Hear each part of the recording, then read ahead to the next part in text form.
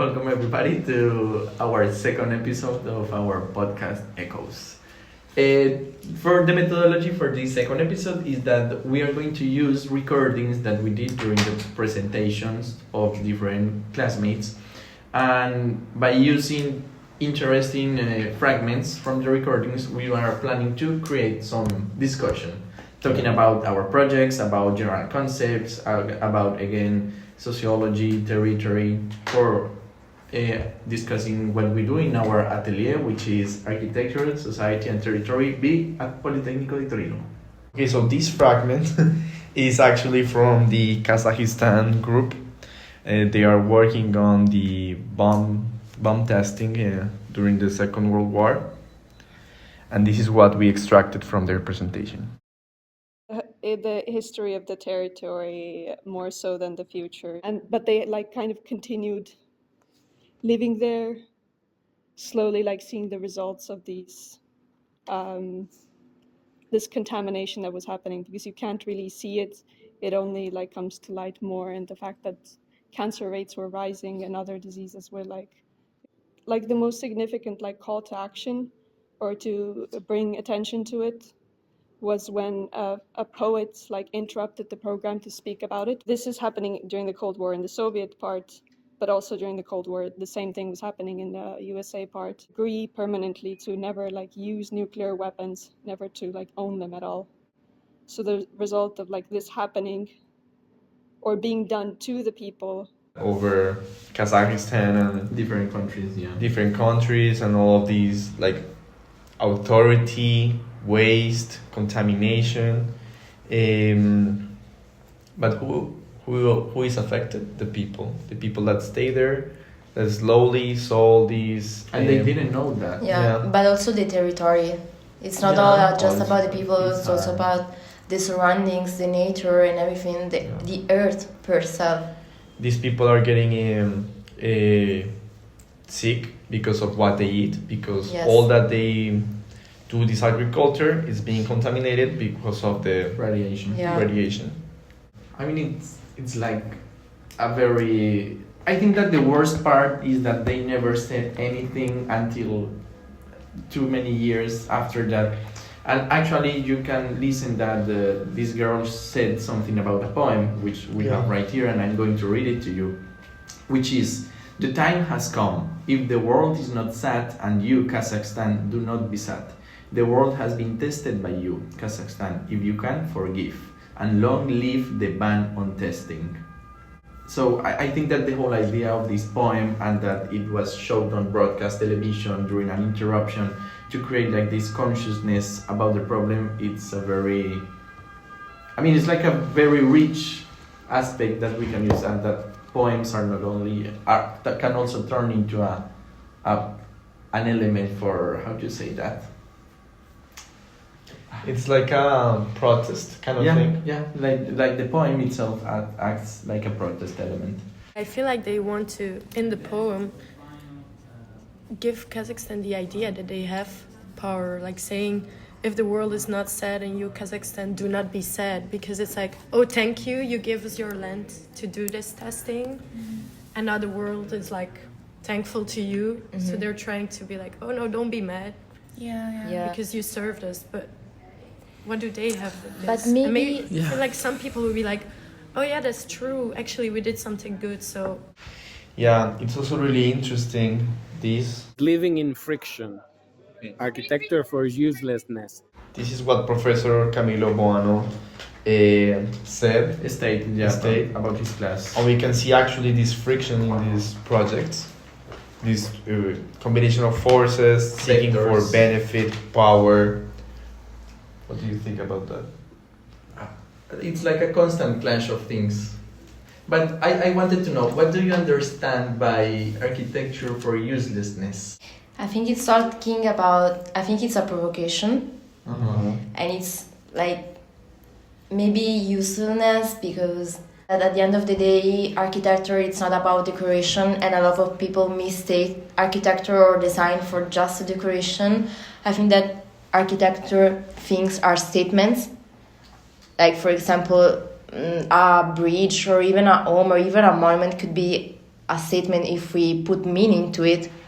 But maybe if someone is see with different eyes, he can see just a decoration. So it's a matter of lens, maybe lens that we put on and what we want people to see and find in architecture and Yes. and things like that. I also think that when he says for uselessness is that we are convinced that architecture should always be useful. Like Yes. we should always make profit, we should always get something from it, and at the end of the day, it should not be that way. Yeah, also because if you think like nowadays, a lot of let's say decor, they are so expensive. For example, the material that they use. Maybe you live in the U.S. and you want this extraordinary Italian marble of Carrara, but the cost and also the pollution that you have to put out on the world, it's something that it's crazy. Just because you want that kind of marble, I think that people now just think about the statement that also gave you to have something expensive, to have something that is designed. It's a statement also. It's political. Yeah, exactly. It's political. For benefit. Yeah, for benefit. So at the end, also this it's a part of the capitalism structure that we live on. And for example, with the Kazakhstan project, what kind of architecture you can do in this place? It's not about making profit or doing something useful. It's just for It's about to have the cheaper thing that so the government can take all the exactly. money. And the project that should happen from this, it's about memory, about giving people the memory about the place, about what happened, and that's how architecture starts to change our perspective. How can you see this a way of extraction and taking benefit in our project, the Arctic, in the how you can explain it? Well, we are working in the Arctic, and it's a very complex place because there's a lot of dynamics that are like connected with the rest of the world, like with the wind, with contamination, with radiation, with the way the winds behave, with the water, with the ice, and this very dynamic place, which we can maybe identify as a common good or a quasi-common. Yeah. Has a little problem, which is that everybody wants to take a part of it, and everybody ignores that it's a very important part of the world. Just like the Amazon rainforest, the Arctic helps the world to function. And I think we are in a moment in history where everybody's waiting to take a say, a part, or to the Arctic. There's Greenland, Russia, Canada, even the United States. Everyone's waiting there everyone wants a bit. to see what they can extract, how they can take some benefit of this How quasi-common it can be useful, right? Like making it useful when it does not need to be that or way. profitable, Mm-hmm.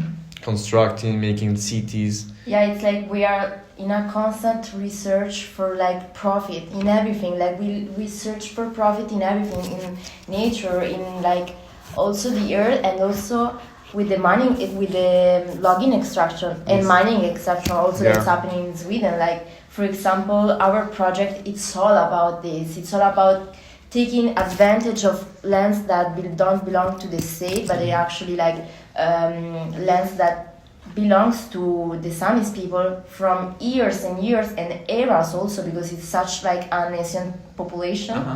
So it's crazy that they don't look anyone into the face. They just think about the profit and they extract everywhere. I want to ask you this. Is the forest of the Sami people or for the Sami people? Like Maybe not. if you're like looking into Who can take profit? who can't. Who can? Who can? Of course, The the community? Sweden. The Sweden are gonna take profit because they want to No, but- see money. But the Samis people, they don't actually take profit because they respect the land and it's the only way of living. They use the land. They also use the land, but they use the land in a respectful way. Okay. They don't take advantage of the land because for them, that forest, each forest, it's sacred. So they're never, ever, ever going to deprive that. Okay. They also extract and use the wood as a architecture Yeah. for Okay. their buildings, but they do it as a sustainable way and respecting that area. But the logging companies go there and just free cut all of it. They try to make an excuse that's saying they are doing the replant monoculture, yeah. 2 trees instead of 1, but they are doing it in a monocultural way, which affects of course. also the lichen or other. All the biological. The other life. dynamics Yeah. are happening in the. So they're changing actually the. Yeah, biodiversity. I wanted to ask you, Eda, what should happen to logging? Should it stop or should it be done in a more respectful way with the forest or what? I think it shouldn't stop. They should find a meeting point. Okay. Yeah, like to cut it out, to Uh-huh. not to stop logging. It will be something too utopic.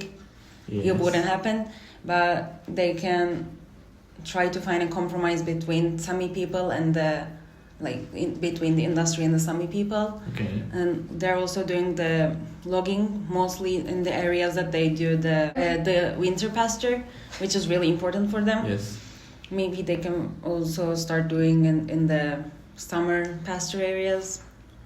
Okay. Just maybe I think they should learn something from the Sami people. Like find a balance, learn from Because the that's Sami what they people. do, yeah. Learn how they actually extract the wood. And they've done it for thousands. Yeah, or they know whatever. better. So of the course. Samis need to have a voice and vote on what's going to happen to the forest, Sweden forest. I think they should. Yeah. Yeah. Of course. Yeah, they actually have I their have own an- government, but Yeah. it's not Okay, okay. heard. It's recognized, but it's not recognized.